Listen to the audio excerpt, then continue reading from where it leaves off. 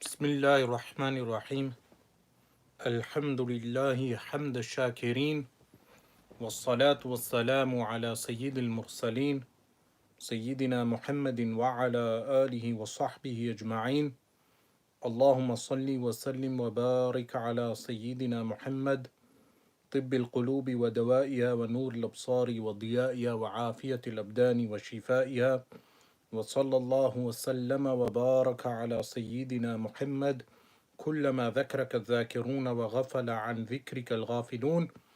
Today, Alhamdulillah, I have three subjects on the agenda to discuss. The first subject is the subject relating to the dead Muslims, those who have passed away from coronavirus, and with regard to their funeral prayers, what is the legal status of their funerals and what is the legal status of the ghusl, the bathing, the ritual bathing which is carried out for the dead. This, of course, is something which enters the domain of the scholars, jurisconsults, those scholars who are specialists in giving fatwa, in giving verdicts. And of course, the verdict has been issued that the ghusl, the bathing of the Muslims who die from coronavirus, must be carried out. Now, the simple logic behind a fatwa, a verdict, is that a fard, an obligation, is not done away with due to doubt. So if there is doubt relating to an issue, that doubt does not do away with certainty. If there is certainty of an obligation, someone who contacted me regarding this, I gave them a simple example which everyone can understand. And that simple example is, if you have no wudu, no ablution, and while in the state of no ablution, you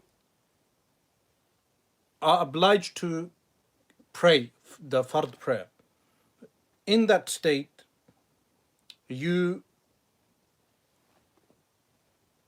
search for water, but you are certain that nearby there is no water. When you are certain that there is no water nearby, or you have near certainty that there is no water nearby, the obligation of wudu is dropped. You are no longer obliged to do wudu.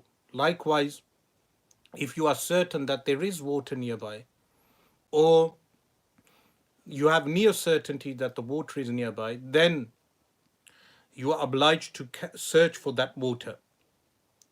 Likewise, if you have no wudu and you have doubt regarding the absence of water, that doubt does not remove the obligation of wudu. This is a simple rule that even a person who has not studied in-depth Islamic jurisprudence can understand. So what I wanted to mention today with regard to coronavirus is that the coronavirus is killing 11 people in 1 million. Look at the statistics. The stats that are placed in the current media are fixed statistics. Those statistics that are being given in the media are statistics from hospitals. And of course, the number of patients that enter a hospital, you will always find people dying within hospitals. So the number of dead will always be high. But if you look at the statistics of the number of people who died in February and the number of people who died in March, the number of people who died in February is more than the number of people who died in March. But the statistics that are being presented on the media today, which relate to coronavirus, are statistics of ill people entering the hospital, and from those ill patients, the number of people that are dying. But we are not being given statistics of the number of people who have recovered from coronavirus. There is a large percentage of people who are recovering from coronavirus. Likewise, there are the number of people that have died, if you place them in the larger population, they are only, currently speaking, 11 from every 1 million. if 11 people are dying from every 1 million, this would mean that you have more chance of dying from a car accident. You have more chance of dying from a heart attack. That you sit at home and you have a heart attack. More people die from the heart attack than sitting at home and dying from coronavirus. So this is why the fear factor that is out there, meaning there is a fear factor that someone was relating to me today, that a number of people are so frightened that they are not doing anything or uh, actively washing the dead bodies of Muslims because of fear. This fear factor is not something that can determine a fatwa, that can determine any legal verdict. The fear factor is very low. You have more chance of going out on the road and being stabbed by someone than dying from coronavirus.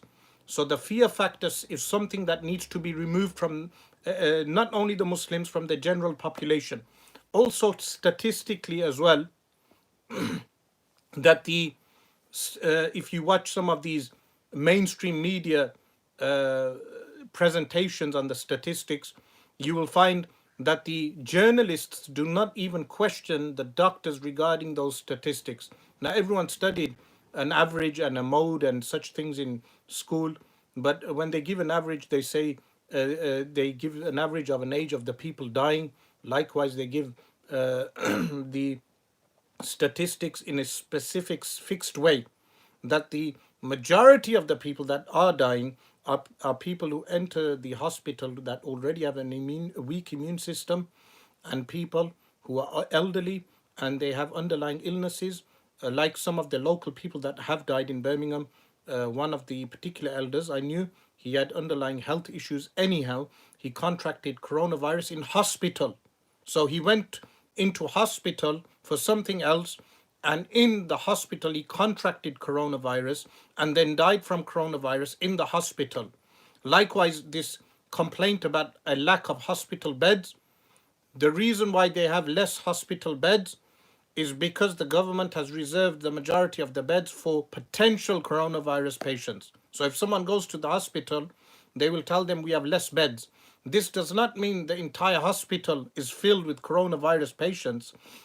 It means that the hospital is expecting an increase of coronavirus patients, and therefore they have reserved the beds for those coronavirus patients. So, therefore, the media machine is placing that the NHS is overburdened. Well, it is being overburdened because it is being engineered to being overburdened, and people are being placed in a state of fright. So, the funeral and the washing, Muslims have fallen into fear. So some of them, when the fatwa was released, they said, why are not the ulama willing to go out and wash the dead bodies? The answer is, the ulama are willing to go out and wash the local dead people. So the janaza prayer, the farz, the obligation of janaza funeral, is a fard kifaya, a communal obligation. This means that people from the locality must fulfill that obligation. Washing the dead body also is a communal obligation. A group of people from that locality must wash the dead body. So what's happened now is people are in a state of fright because they are believing that if they step out the door, the wind will blow and they will catch coronavirus and they will die. When in reality, as I stated, the statistics are that 11 out of every 1 million have died. From a million people, 11 people have died. What status does the coronavirus even have according to the British government? That the British government has, if you look on www.gov.uk,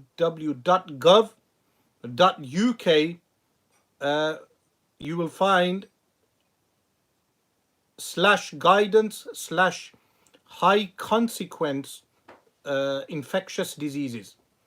Under this, you find the following article regarding coronavirus, which is known as COVID-19, what you need to do. So, with regard to COVID-19, which is coronavirus, you have the following from the government. And now, of course, this guidance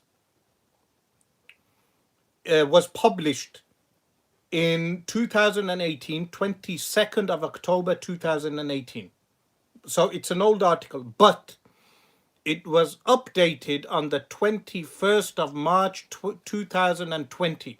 So the lockdown was on the 23rd, 2 days prior to the lockdown of the government, the British government, by the Prime Minister. Uh, this article was updated, and this is a government article, a guidance from the government regarding coronavirus. What is the status of COVID 19?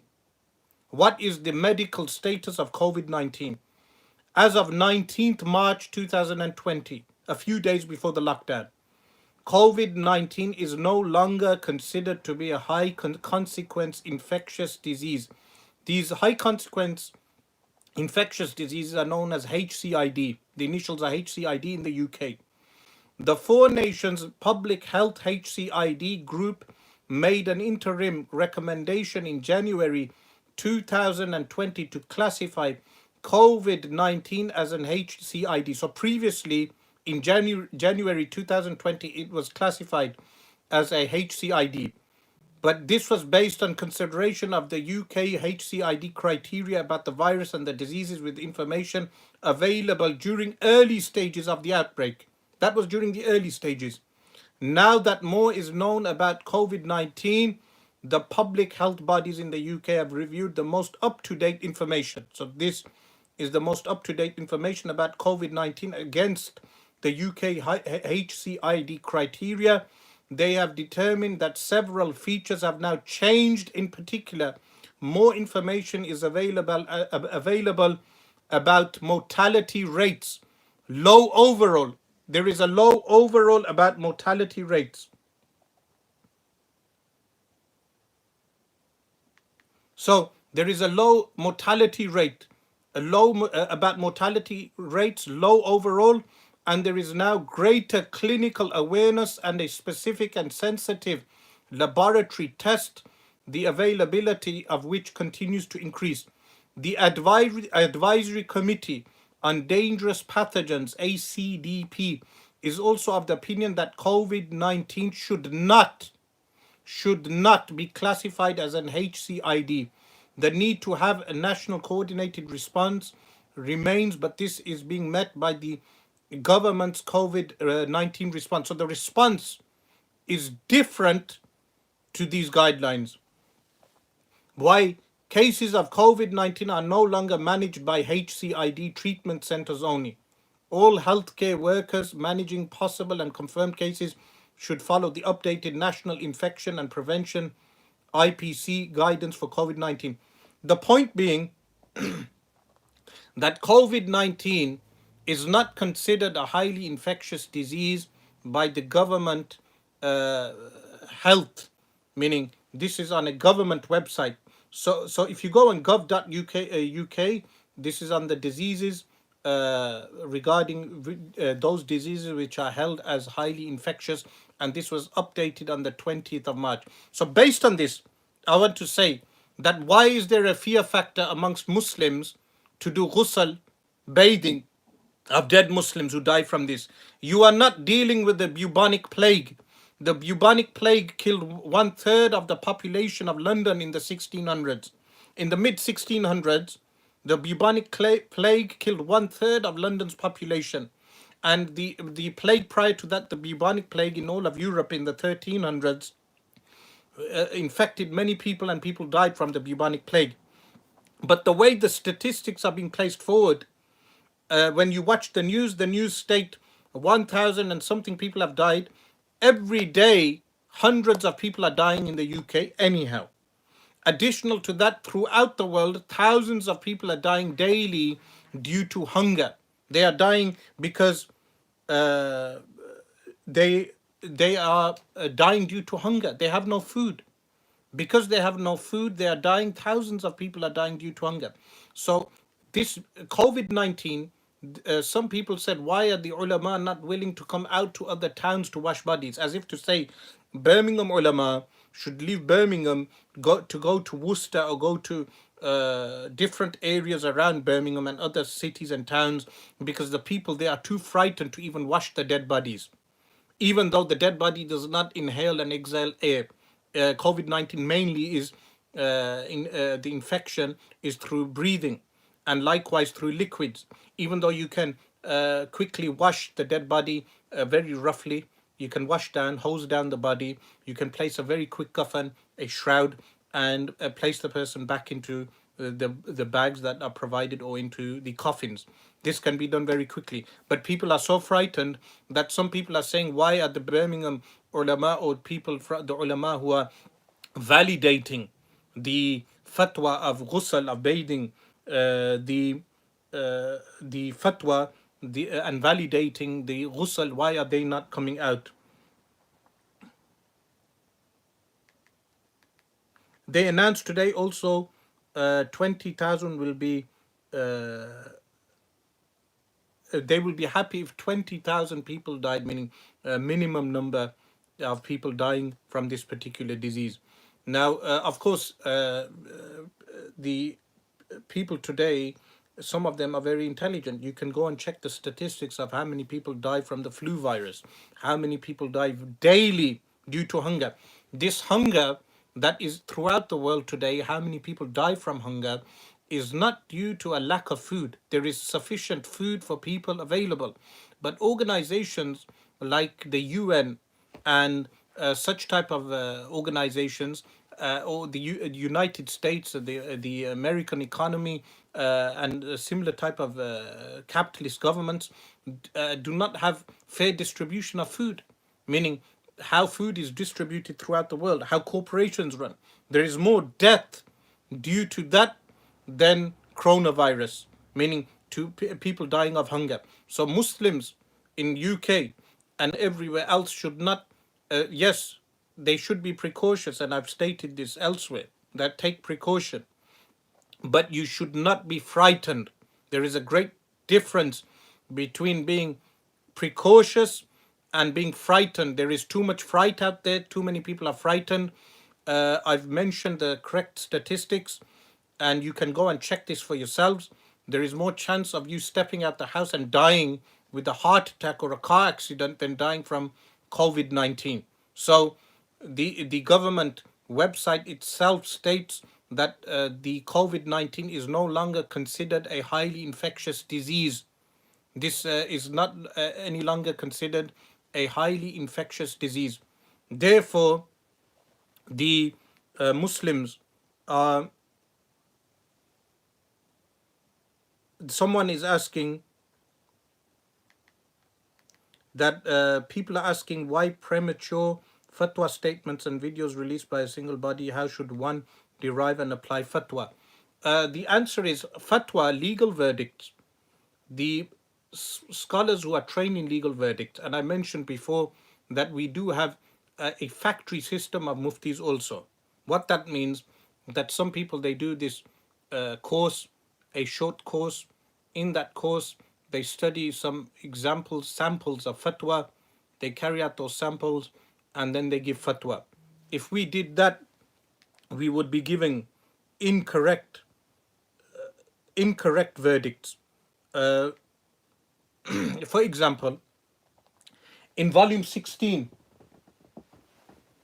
of Fatawa Ridawiyah, so the work of Al-Imam Ahmad Rida Khan rahimahullah ta'ala, he gives a verdict that alcohol and usage of alcohol is impermissible in medicine. Someone reads this fatwa, they quote this fatwa and they give it out to regarding hand sterilizers.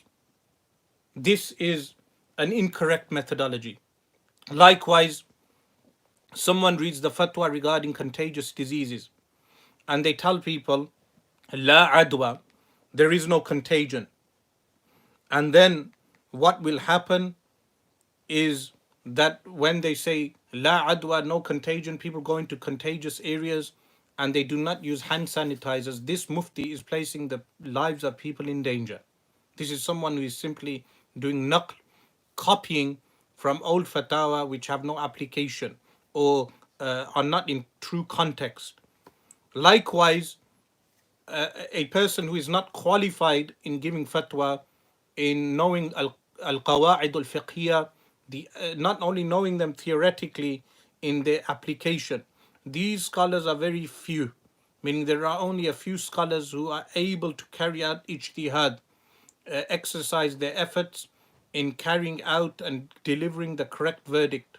Those scholars are very few. They must not only know al-qawa'id al-fiqhiyah, but the correct application of those legal maxims. Legal maxims are rules that govern the juz'iyat, which are the subsidiary rulings, and new issues that may arise. The scholars observe the situations, and this is why the fuqaha, the jurists, have said, "Man lam ya'rif ahla zamani fahuwa jahilun." Whoever doesn't know the age he lives in and the people of his age, then such an individual is an ignoramus, is ignorant. So fatwa should not be given prematurely, that a body of consultation should be formed. Scholars should be consulted, especially the elderly ulama, those scholars who have experience locally. There are scholars who have been living and residing in this country for over 40 years. They should be consulted at least in any verdict that is issued. Likewise, the local scholars, meaning in Birmingham alone, we have many learned elderly scholars who have taught many of the young ulama. Those elderly scholars must be consulted. Aside from consultation amongst the elderly ulama, there must be consultation amongst the Anglophones, the English speaking ulama, and locally first, then nationally. So people in Bradford would start with the ulama who are local to them. There are many qualified scholars. When I use the term scholars, some people expect the term to mean the likes of Imam Abu Hanifa rahmallah. No, I'm saying someone who has at least studied the works of fiqh, jurisprudence, under a teacher, has been trained properly and correctly. They should consult amongst themselves. After they consult amongst themselves, then a fatwa, a verdict is issued. Someone asked one of the brothers, when righteous ulama disagree and deliver different verdicts on matters pertaining to the awam, for instance, some scholars state that something is allowed while others say it's haram, will it be acceptable and not sinful? The average Muslim uses their own intellect to decide which verdict they think to be correct. You see, the the answer is the awam will be questioned to a degree where the fatwa, the verdicts are very clear. For instance, wudu is fard. If I tell you wudu is no longer fard based upon an assumption, many Muslims will know that is incorrect. That you cannot remove the obligation of wudu based upon an assumption. The certainty the doubt must be certainty or near certainty, or it cannot be based solely on the doubt, meaning the reason for abandoning the wudu must be certainty or near certainty. So therefore, the public is divided into three categories. Number one, those who are known as tulabul ilm, students of knowledge like myself, students of knowledge who can access the works. We are students of knowledge, tulabul ilm. We are students of knowledge. This is why I do not add the epithet Sheikh on my name on Facebook, even though sometimes Facebook forces people to remove those titles. When we started the page, I did not place the title Sheikh, meaning Tulabul Ilm. We can access books of knowledge, tell you what the scholars are saying in their works, or we can, people like myself can contact elderly ulama. A real Sheikh is the like of Nuruddin Itr in Damascus, a real Sheikh, a person of knowledge. Then you have those who are close to the advanced students. So those people who stay with the advanced students and they know something regarding the legal rulings. These two people, these two categories of people will be responsible. They will remain responsible for whatever position they take. There is a third category of people which makes up a huge group of people that do not associate with advanced students of knowledge, do not associate with the students of knowledge in general. who may be ignorant of legal rulings. And these are the people who make up the trolls and the people who make silly comments on Facebook and YouTube and insult scholars or cause friction amongst scholars, this third category of people. They will be responsible for their lack of association with circles of knowledge and their laziness of not learning their basic essentials, the fara'id ulum, that which is an obligation upon them. So,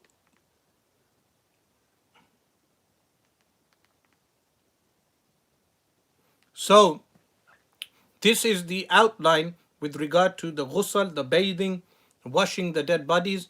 COVID-19 is not a high-risk disease according to the government guidelines, in the sense that the death rate is only so far is only 11 in every 1 million. If you contract the disease, how many people have recovered from the disease? The percentage is very high of those people who have recovered. Mainly those people who are dying are people of high risk or a weak immune system, or those people who are elderly. They are mainly uh, those people. Someone asked a question regarding shared graves. That are shared graves permitted due to COVID-19? Shared graves are not impermissible. Shared graves would be permissible if there is a shortage of land or a shortage of graves, shortage of space. This was carried out by the Messenger of Allah sallallahu alaihi wasallam.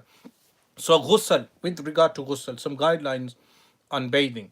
Even though I've mentioned the fatwa, I would implore the ulama and the students of knowledge in Birmingham, the advanced students of knowledge, because from the younger people, we are all tulabul ilm, advanced students of knowledge.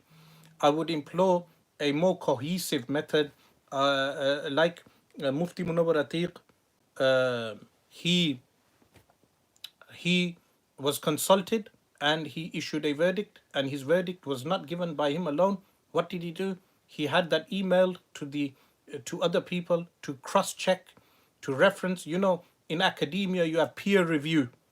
Peer review is when the contemporary writes something, but then it is critiqued by his peers. So today we are not advanced shuyukh.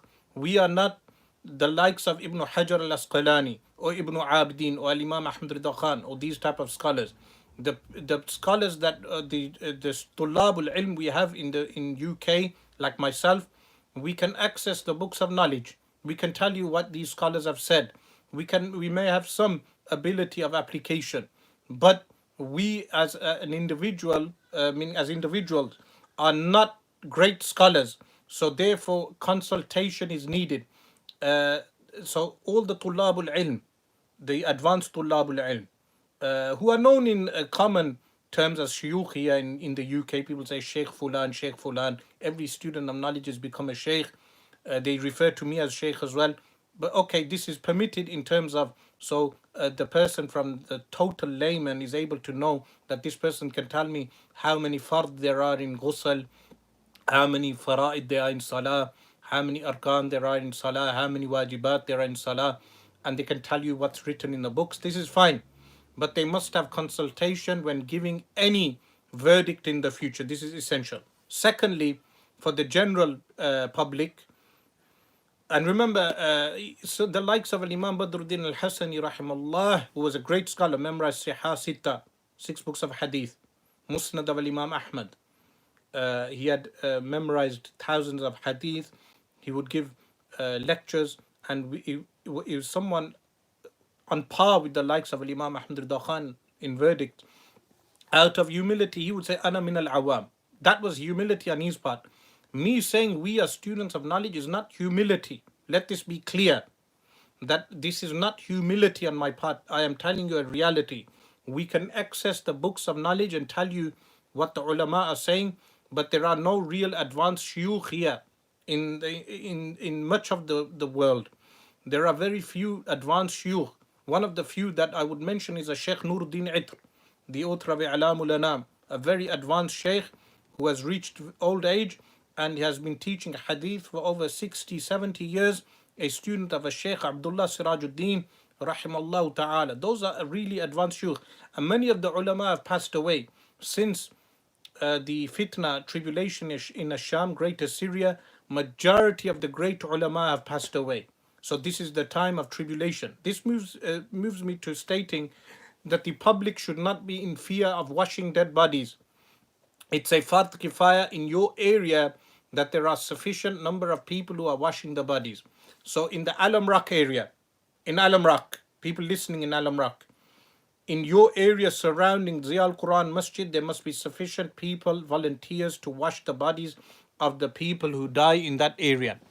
Likewise, in the Lozels area, and by the way, there are people washing dead bodies for the past few days in Lozels. They have found and they have said they have been washing the dead bodies. So within the Lozels area, there must be sufficient number of people washing the dead bodies of the people dying in that area. Likewise, in Spark Hill and Spark Brook and these areas, there must be sufficient people volunteering to wash the dead bodies of the Muslims that die. If the number of people decreases, the volunteers decreases, all that area is sinful. All the people in that area are sinful. So if people from one area need to go to the other area because people in that locality are unwilling or frightened, they have been mainly frightened. Why are they frightened of COVID-19? Because of the propaganda that COVID-19 is like the bubonic plague. Some people are thinking it's like the bubonic plague. And likewise, the way the statistics are being maneuvered and the way the response of the NHS. The NHS would be overburdened if the beds are solely being reserved for COVID-19 patients and everyone else is being neglected. So additionally to that, the people in their own localities must wash the dead bodies and bury those people who die from uh, COVID-19. This is something essential to understand.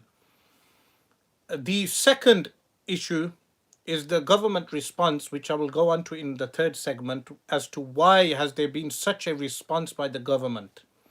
There is disequilibrium or disproportion. There is a disproportionate response between the government response to COVID-19 and a global response to COVID-19, and the guidelines given by the academics that I mentioned on the government website regarding COVID-19, that COVID-19 is not a highly infectious disease. That status has changed due to the new information they have from January. They considered it highly infectious. Currently, as we stand, from 19th of March, that was updated and it is not considered highly infectious. There is more chance of you dying of hunger, as I've reiterated many times. So the statistics as well, they are being played with. One thing I wanted to mention, the government is placing 355 billion into the economy, injecting 355 billion into the economy when they say 1.5 million people are vulnerable. Why not place a fraction of that amount just for the protection of the 1.5 million vulnerable instead of damaging the entire economy? That I will go on towards the end. A second issue that I wanted to discuss was with regard to food banks. That there is, of course, we had a rush of panic buying, but there is something important that needs to be established by every masjid in the UK. That is that every masjid or major masjid, even small masjids are able to do this, is start a local food bank. Now the masjid does not need to fund this from the masjid funds, because the local people are able to give donations to the food bank. Now let me make something very clear. When I say zakat money, um, zakat money can be utilized. This means zakat money for the zakatul amwal is only for Muslims. Only for Muslims. Likewise, sadaqatul fitr is only for Muslims. So the money that is collected for zakat and sadaqatul fitr, a particular type of sadaqah, the one that we will give before Eid prayer, you give sadaqatul fitr, a small contribution, and then generally it was what 3.6 kilos of flour or wheat or barley or dates, and this was donated. But then people converted this into cash. They give cash, and this is collected. The zakatul amwal and the sadaqatul fitr firstly needs to be localized. Some people say there are not that many poor people locally, and we need to locally there are a few people and they receive benefits. This is not the case. On the ground, there are many needy people who are now with the conservatives. Remember, the conservatives removed certain laws. Certain laws have been abolished, like a law relating to elderly people and care homes. Due to this COVID 19, in the new bill that has been passed, the new laws that have been passed, elderly people are more vulnerable, which is questionable. That if elderly people are more vulnerable now, why has the government repealed an old law from around 2013 or 2014, which protects the elderly? That law has been removed. So by the new COVID Act. So this the zakatul amwal and sadaqatul fitr, this needs to be collected. Let me tell you something which some organizations do, what is known as hila. Hila is a legal method by which you bypass the restrictions of the law. How? So the Care Act 2014, the Care Act of 2014 was removed. Check this out, that why did the government remove the Care Act 2014? The Care Act of 2014 was removed, which protected the elderly due to COVID-19, when in reality, the Care Act of 2014 should have remained. Why was it removed? This is something that should make us think. But I will discuss that when I move to the third segment. Just mentioning the food banks, the zakatul amwal and the sadaqatul fitr is only for Muslims. With that money, the people who run the food bank, they can buy wheat and barley and these type of things, and make a list of all those people in that locality and extending the border in that locality of those people upon whom zakat is not fard, and the qurbani in the month of the Eid al-Adha is not fard, and they are permitted to take zakat.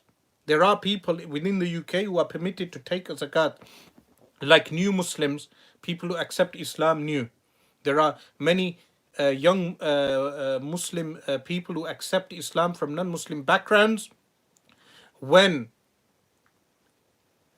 they accept Islam, they are vulnerable. So the local masjid or the local food bank must take down their names, people who have been abandoned by their families because they accepted and adopted Islam. Likewise, people who live alone. There are numerous people who can take Zakatul Amwal. The food bank supplies them, those Muslims. Unlike these fraudulent charities that they took Zakatul Amwal and redistributed it for dinners for people. So rich people who are already gluttonous and fat, they will come and eat from those dinners, and people who are not permitted to take from Zakatul Amwal, some of them even organize dinners for Zionists. That is impermissible.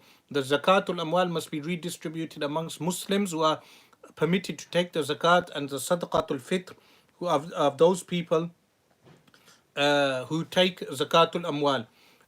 So likewise, a second fund can be established, where in the second fund general donations are given, and then the general donations are permitted for less needy people, but who may be going through difficult times, and likewise non-Muslims, a fund for the general population, the general public, poor people who are unable to afford food.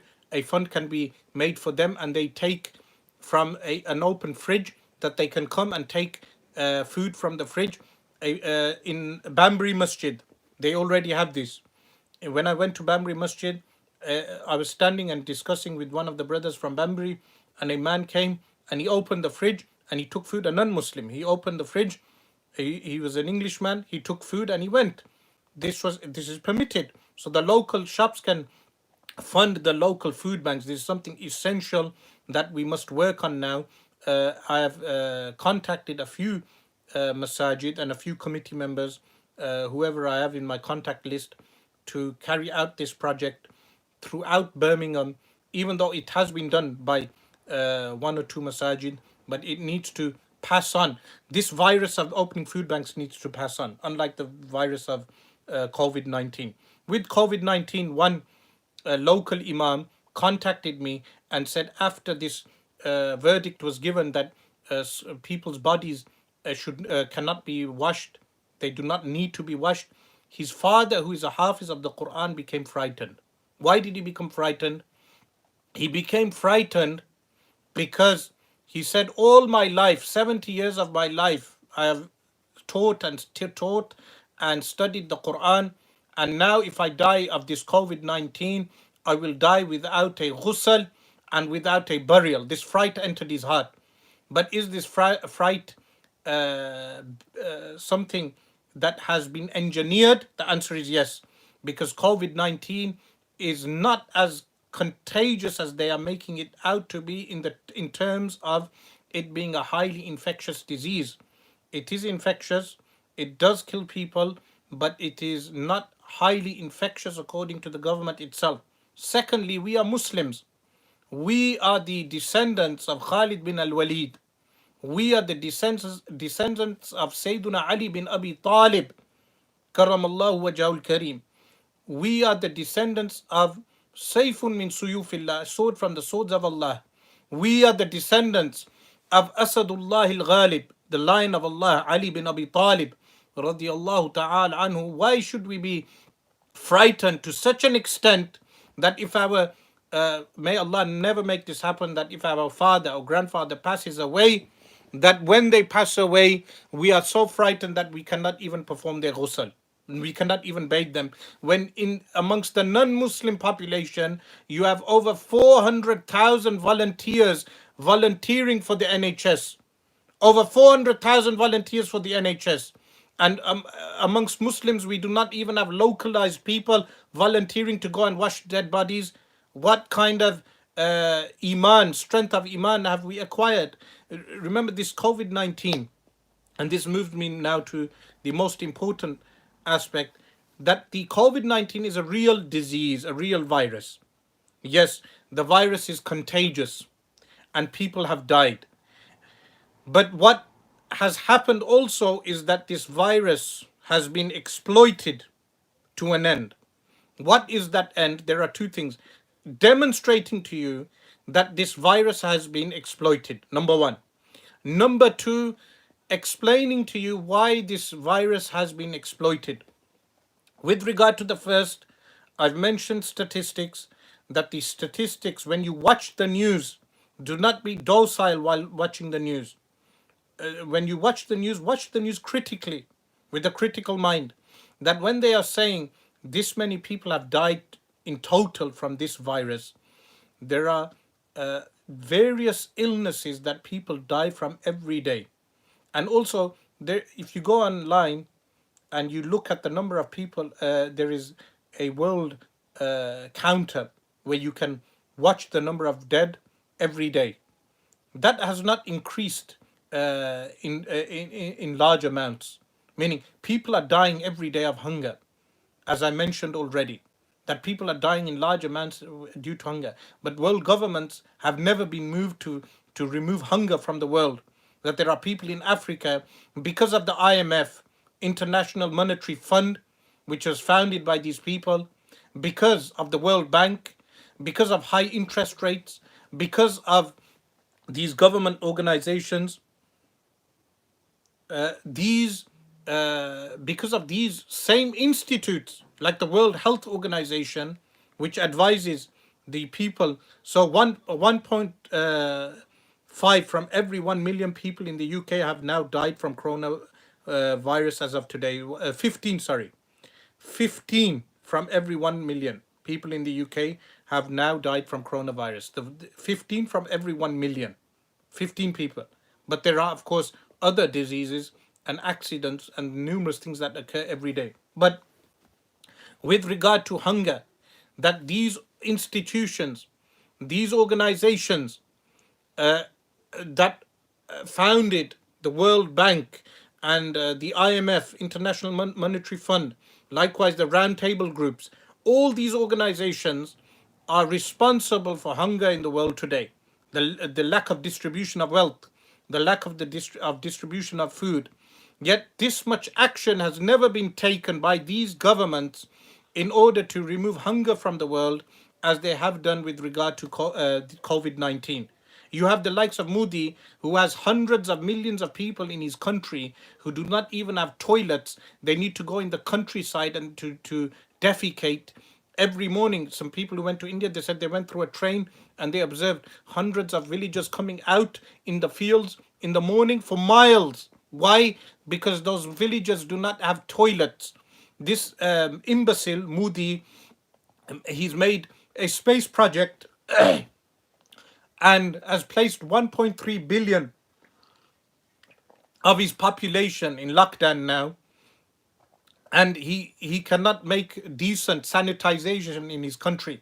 This Modi, even though he placed our people of Kashmir in lockdown, then extended the persecution of Muslims in India. Now he has placed his entire population of India, 1.3 billion people, in lockdown.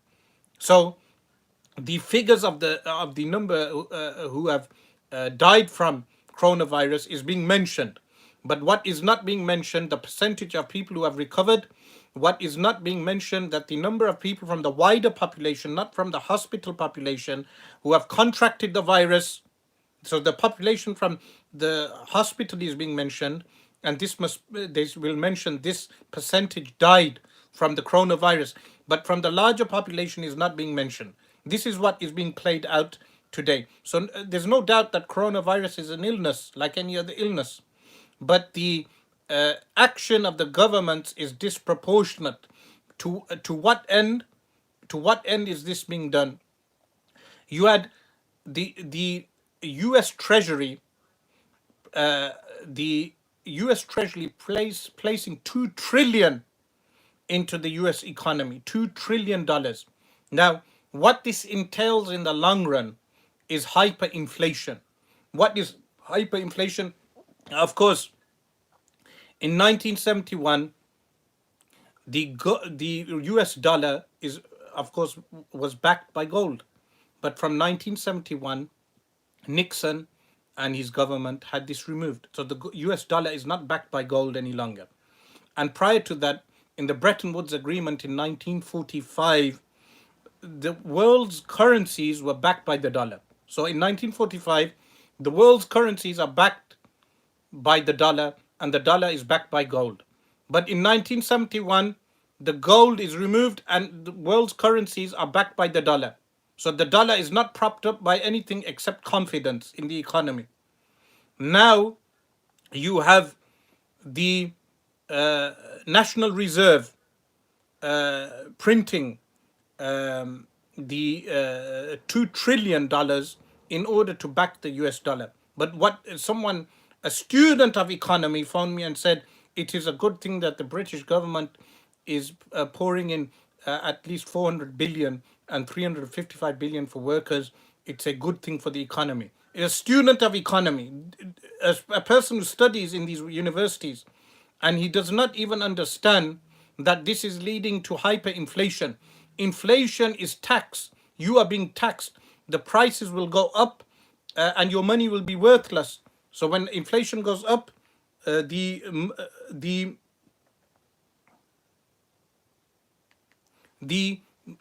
inflation goes up, and what happens with the inflation is that your prices go up because the money is being devalued. Now, why are these governments taking these actions? The answer is found in mainstream media, not from conspiracy theories, from mainstream media. You have Gordon Brown yesterday recommending that a one world government be formed to tackle, meaning temporarily, one world government be formed to tackle coronavirus. A one world government be formed to tackle coronavirus. So the G20 20 governments will have a virtual meeting. chaired by Saudi Arabia, chaired by Saudi Arabia, 20 governments, in order to discuss whether a world government should be formed to tackle coronavirus, which is not a highly infectious disease.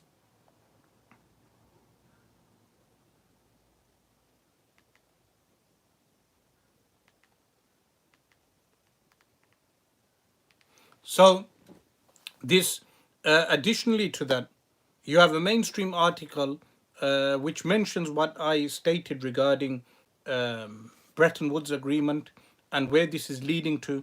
We are going to witness not only recession and impending Allah subhanahu wa ta'ala knows best, but a crash of the economy. The economy will suffer, and when it suffers, the new laws that are being passed, there are numerous new laws that have been passed. Will those laws be removed once this coronavirus outbreak has finished? This is one question. A second question to ask is, once the coronavirus pandemic has finished, will the old institutions like the World Bank and the IMF, will all these institutions finish, and new institutions that will have more control over people be established? These are a few things that we need to think about. What I would finally like to mention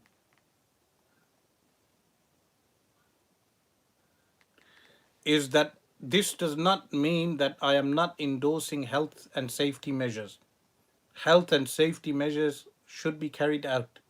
What I am condemning is frightfulness, of frightful behavior, because the health and safety measures have not stated that the ghusl and the bathing should be abandoned. Frightful behavior is not a part of our religion and faith. We should be precautious. Wash your hands whenever you enter the house. Take all these precautions, whatever the government is advising, but do not be frightened to even carry out your communal obligation of washing the dead bodies. There should always be a sufficient amount of people available to wash those bodies.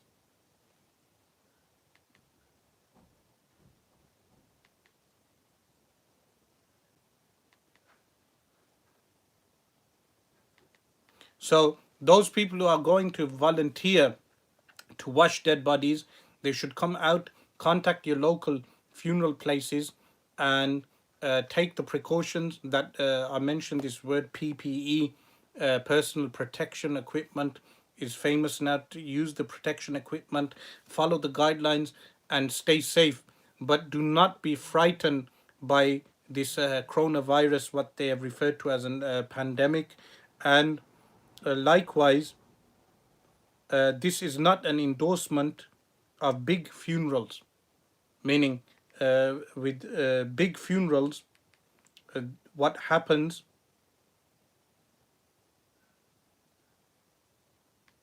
big funerals should be avoided as much as possible. Follow the guidelines of the government with that regard. Someone will say, why are you following the guidelines of the government in that regard? I am saying to you that this coronavirus is an infectious disease, but the government lockdown is disproportionate, and the world lockdown is disproportionate. In order to engineer something uh, which will be clarified to us in the coming months, uh, many events take place in history that it becomes too premature to state what and who, why those events have happened and who is behind those events, until the event has transpired and history is understood, and a person can stand in hindsight and understand what was the situation at that time. Wait for these few months to go by, and as the days go by, things will become clearer to people, like Gordon Brown's statement regarding a one world government, and likewise running down the economy for to further the agenda to replace the current world order with the new world order. The current world order, remember, the UN, United Nations, was founded on the ashes of World War II. And this coronavirus What will transpire after, we will observe in the coming months also, if Allah subhanahu wa ta'ala uh, gives us life. Someone is asking, where are these ghusls to take place, as many masajid have closed their doors and announced? The funeral services are your point of contact. So you find out your local funeral service and you Muslim funeral service, and you ring them. Your point of contact is your local funeral services. Inshallah, this is the end of today's live cast. In the coming days, inshallah ta'ala, I will not be discussing coronavirus any longer. I have given sufficient information for people, a thread for you to follow. But in the coming days, with the will and might of Allah subhanahu wa ta'ala, Durus lessons online will continue. I have decided to cover the book known as Al Quduri in the Hanafi school. Al Quduri is a fiqh book.